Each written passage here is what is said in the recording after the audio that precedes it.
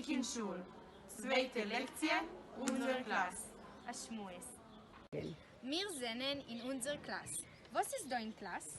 Es sind da zwei Türen und ein Fenster. Es sind da euch Tovel und das Forum schaffe. Sehr gut. Und wie viele Tischen und Stühlen sind da in Klasse? 4 Tischen und 8 Stühlen. Wo sind die Tiere? Die Türen sind rechts. Und wo ist der Fenster? Der Fenster ist links. Was ist besser? Der Säger, vorn oder hinten? Vorn ist besser. Und die Mappe? Besser vorn?